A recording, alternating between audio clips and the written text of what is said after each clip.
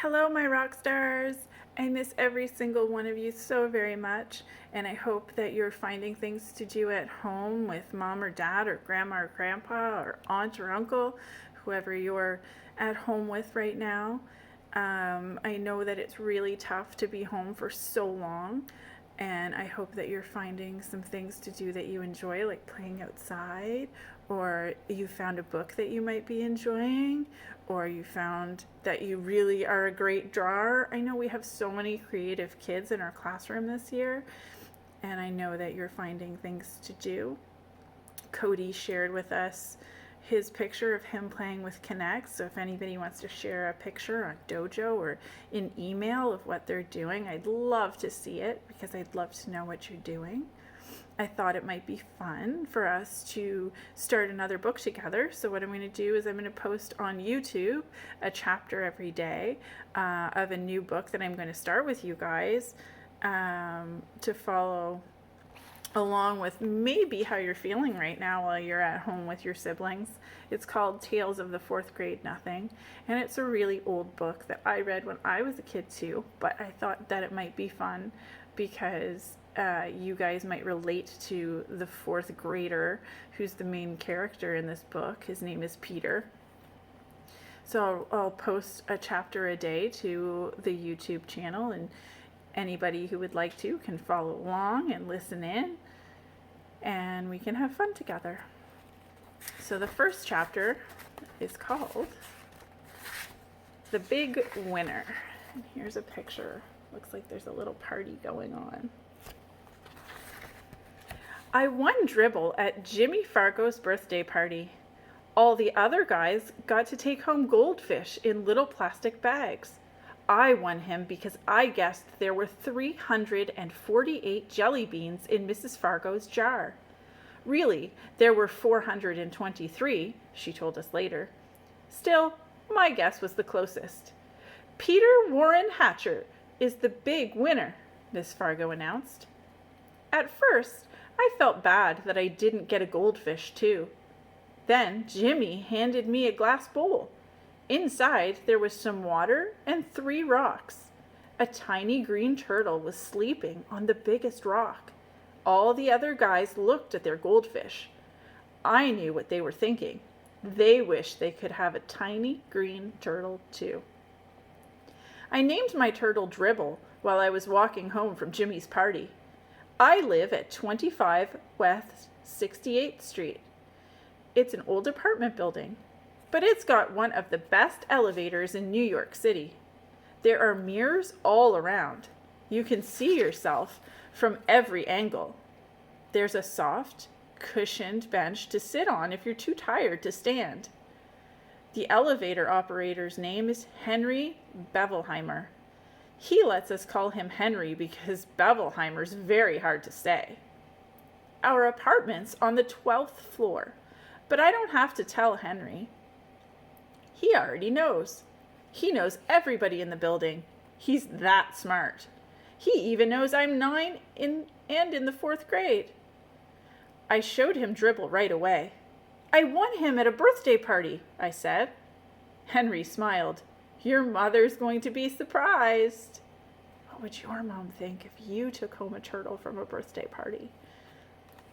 Henry was right. My mother was really surprised.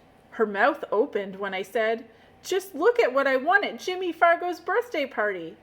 I held up my tiny green turtle. I've already named him. Dribble. Isn't that a great name for a turtle? My mother made a face. I don't like the way he smells, she said. What do you mean? I asked. I put my nose right down close to him. It didn't smell like anything but turtle. So Dribble smells like turtle, I thought. Well, he's supposed to. That's what he is. And I'm not going to take care of him either, my mother added. Of course you're not, I told her. He's my turtle, and I'm the one who's going to take care of him. You're going to change his water and clean out his bowl and feed him and all of that? She asked. Yes, I said, and even more. I'm going to see to it that he's happy. This time, my mother made a funny noise, like a groan. I went into my bedroom. I put Dribble on top of my dresser. I tried to pet him and tell him he would be happy living with me, but it isn't easy to a pet turtle. They aren't soft and furry, and they don't lick you or anything. Still, I had my very own pet at last. Later, when I sat down at the dinner table, my mother said, "I smell turtle, Peter. Go and scrub your hands." Some people might think that my mother is my biggest problem. She doesn't like turtles, and she's always telling me to scrub my hands. That doesn't mean just run them underwater either.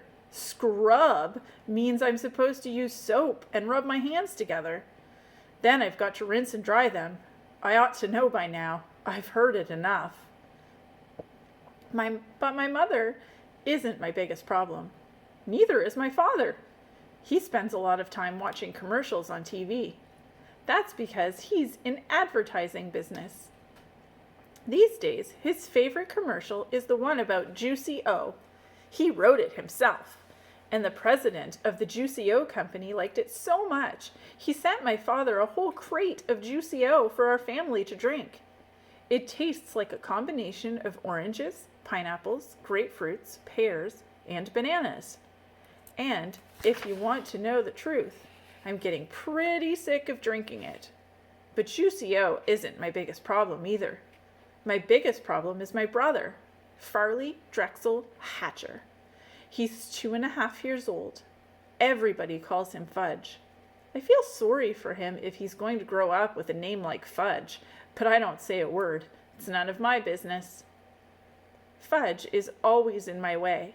He messes up everything he sees, and when he gets mad, he throws himself flat on the floor and he screams, and kicks, and he bangs his fists.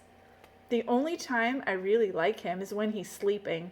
He sucks 4 fingers on his left hand and makes a slurping noise. When Fudge saw Dribble, he said, "Ooh, see?" And I said, "That's my turtle. Get it? Mine. You don't touch him." Fudge said, "No touch." Then he laughed like crazy. The next chapter will be called Mr. and Mrs. Juicy O. That's it for today, friends. I miss you very much, and we'll see you again tomorrow for our next chapter. Have fun. Stay safe.